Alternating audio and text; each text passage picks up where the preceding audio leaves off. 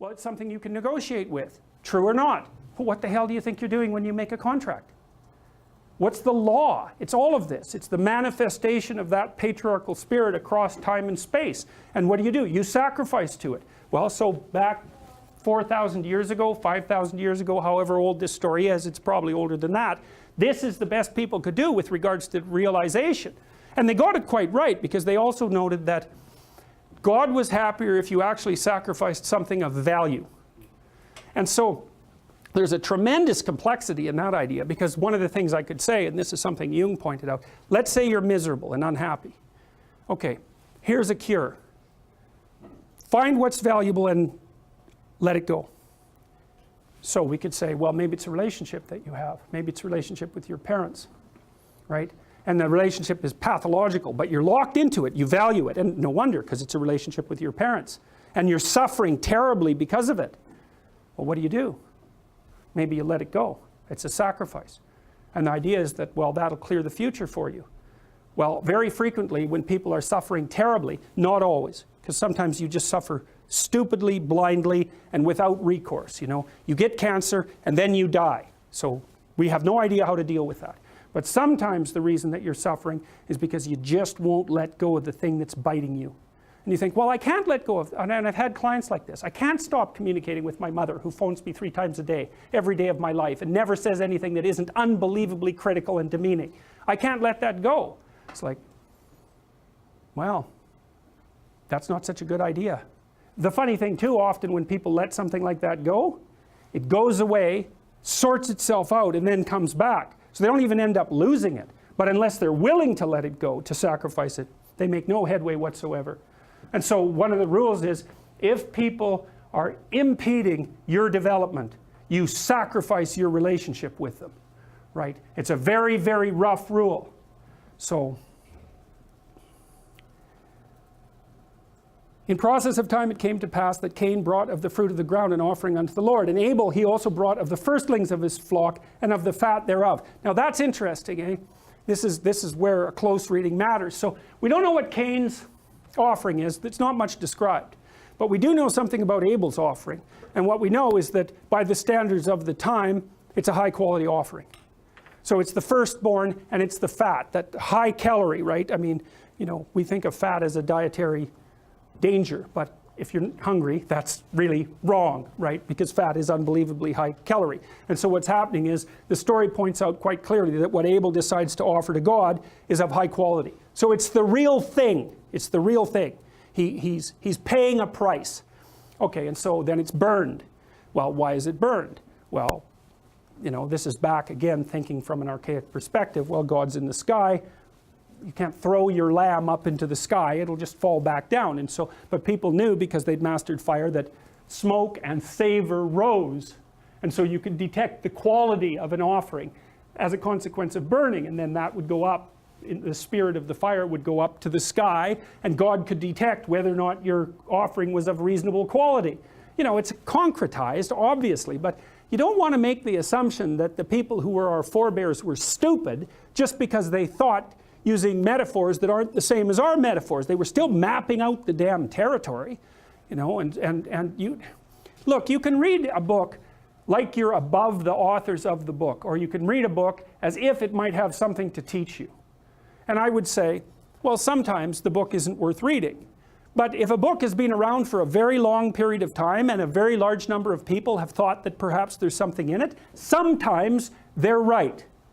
So, and it's a tricky thing, and it might also depend on how you read it. But I found that this sort of investigation was a lot more useful if I started from the presupposition that maybe there was something I didn't know. Instead of, you know, so funny, for example, I taught a first-year course about 10 years ago on the psychology of religion, and it was so interesting dealing with the 18-year-old students because they were completely dismissive of religious ideas. And I thought, God, you guys, you don't know anything.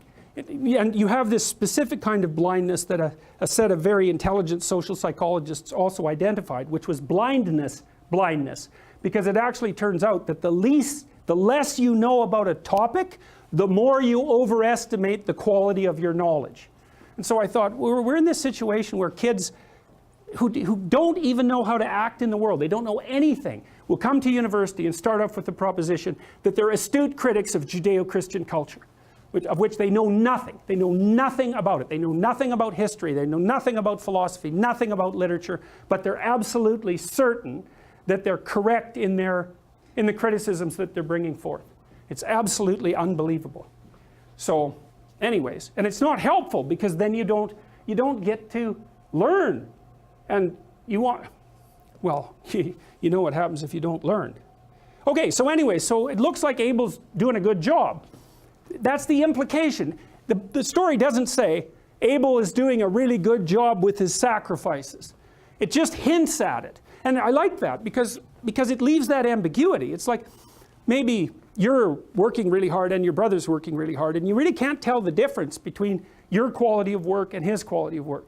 But for some reason he's succeeding like mad. That happens, right? Because there's an arbitrary element to life.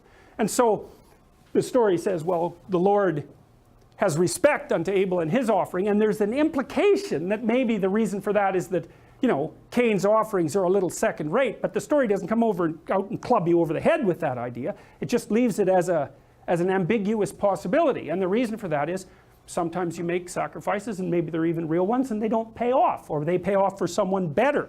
And so there is this arbitrary nature of the transcendent that you're attempting to deal with.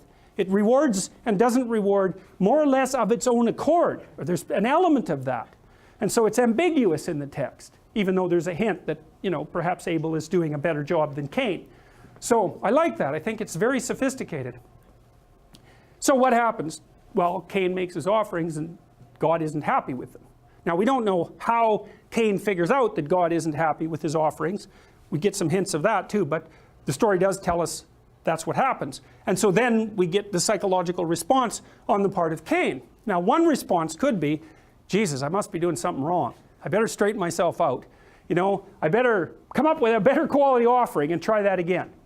That isn't what happens. What happens instead is that Cain becomes angry, wroth, and his countenance falls. And so what does that mean? It means this, right? It means he is not happy. He's angry and out for revenge. And so I've been thinking about this a lot lately with regards to the literature on inequality. Because there's a very good literature that shows, for example, that there's a measure called the Gini coefficient. And the Gini coefficient is a numerical index of the relative inequality of a geographical locale. So for example, if you went to Newfoundland, where everyone is roughly not very rich, or North Dakota, say, almost everyone there is, say, lower middle class, something like that, or upper working class, something like that. Very little variability, low Gini coefficient, okay? And if you go to Miami Beach, say, where everyone's rich, low Gini coefficient, because it isn't an index of absolute wealth or absolute poverty, it's an index of relative poverty. And so if everyone's rich, the relative poverty is low, and if everyone's poor, the relative poverty is low. Now, one question is, where's the crime? And you might think, well, the crime is where the absolute poverty is high, right? Or the absolute wealth is low. That's where the crime is. Well, that's wrong. If things are relatively distributed in an egalitarian manner, the male-on-male crime, especially homicide, is low. And it's also the case where everyone is rich. But if you go into places where there's some rich people, but not very many, and there's a lot of people who are comparatively poor, then the male homicide rates and violent crime rates amp up substantially. And it's a consequence of male-on-male competition. And so what you could derive from that, and maybe even reasonably, is that you should flatten out the damn income distribution, because you're destabilizing the society by facilitating male criminal aggression. You can make a good case for that. You know, in places like Colombia, where the Gini coefficient got unbelievably extreme, society got so violent that it could barely hold itself together. So you can make a conservative argument for redistribution of income, using the observation that if the income distribution gets too extreme, the whole bloody thing starts to destabilize and might fall. But then you also might say, well, wait a minute, is it inequality that's driving the violence? Or is it resentment of the inequality that's driving the violence? Now that's a tough question, because you might say, well, what if the game is rigged and there's no way of moving up the power hierarchy? Well, then maybe anger and the desire for revolution is the appropriate response. But that doesn't really mean to me that the response should be the sort of thing that you see in high Gini coefficient neighborhoods, which is intraracial violence between men. So for example, in neighborhoods where there's high murder rates, the murders are always between young men, and they're always within race. And so that doesn't seem to me to be exactly a politically revolutionary move, right? It's more like violent competition for the sake of attaining status. And you might say, well, that's reasonable, but because the inequality is there and men need to find status because it's part of what drives them forward, it's part of what makes them attractive to women, it's a necessity. Well, the question is, do you attain status through destruction, or do you start making your offerings, putting your offerings in order? And that's something we really need to figure out, because that's a fundamental political question. It's a fundamental political question. Anyways, what happens in this story is that Cain decides that the fact that God isn't accepting his offerings means that he's entitled to become angry and negative. Those two things are both put together, right? He's wroth, he's angry, and he's also depressed. And so he's in a state of mind that, well, I think the best characterization for that is hostile resentment, because it's unfair. It's like, yeah, it's unfair. So what are you going to do about it? You're going to get destructive about it? Or are you going to change your approach? Well, Cain, he does the ultimate thing, and this is what people do when they do the ultimate thing, because that kind of hostile resentment has an archetypal endpoint. And the archetypal endpoint is the point that you get when you're hostile and resentful because you haven't been successful. And then you go sit in your mother's basement for about 10 years. And then you start imagining just how nice it would be if you shot up the local high school so that everybody knew your name. And what happens is you go from, I'm irritated because things aren't working out for me very well, to I'm irritated and I hate those people for whom things are working out well, to I'm irritated and I hate the fact that the world is set up so that this has happened to me. And then you go to, well, because I'm irritated and hate the world, I'm going to do whatever I can that will destroy it most rapidly and with the highest possible amount of pain and suffering conceivable. And at that point, then you don't just go shoot up the high school, you go up and shoot up the elementary school. And so if you're wondering what kind of pathway people walk down to get to that point, that's the pathway. And the ultimate cap of that is, well, I'll kill the kids because, well, we already know that killing the innocent is a lot more effective than killing the guilty. And then just to cap it off, I'll blow my head off at the end just to show you just how goddamn pointless it all is. And so that's the logical extension of Cain's attitude. And you might think, well, that's a bit of an overreading. And I will say it's not an overreading at all. It's exactly what happens in the text. So it's exactly what follows it. So fine. So Cain is not happy. And so who's he not happy with? Well, he's not happy with God. And so what does that mean? Well, we've already unpacked this. He's not happy with the social contract, because that's part of the spirit, the patriarchal spirit, let's say. And then there's more to it than that, because we've already analyzed what God, the idea of God might represent in the background of this story. He's not happy with the transcendent. He's not happy with the idea of the logos, all of that. No faith in the transcendent. Nothing but, he does nothing but despise the social contract, and he's got no faith whatsoever in the logos, let's say, the word that brings chaos out of order. He's got nothing but contempt for all of that. And you know, certainly you know people like that. And if you don't know them, you just go on YouTube and read the comments, and you'll see all sorts of people like that. So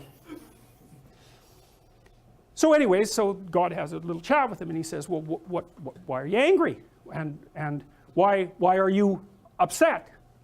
And Cain says, and God says, if you do well, won't you be accepted? And if you don't do well, sin lies at your door, and unto thee shall be his desire, and thou shalt rule over him. Okay, that's a very mangled translation, I would say. So I'm going to take it apart. So what God says is, well, you're angry and you're upset. It's like, well, what's your problem? And then God tells Cain, if you did things properly, they would work out for you. Well, it's the last thing he wants to hear, because what Cain wants to believe is that the reason he's not doing very well is because there's no sense having any faith in the logos. The transcendent is evil and aimed exactly against him, and the entire social contract is faulty. That's what he wants to hear, but that isn't what God says. God says, well, wait a minute. Maybe you're doing something wrong. Well, that's maybe a worse message than everything else is corrupt. It's like, you're having a problem because you're just not everything you could be. Well, and then God says something really nasty, and you can't tell from this lines. I read a bunch of translations to try to figure out exactly what it meant. So this is what God tells Cain. He says, you're in a room in a house, and there's something at the door.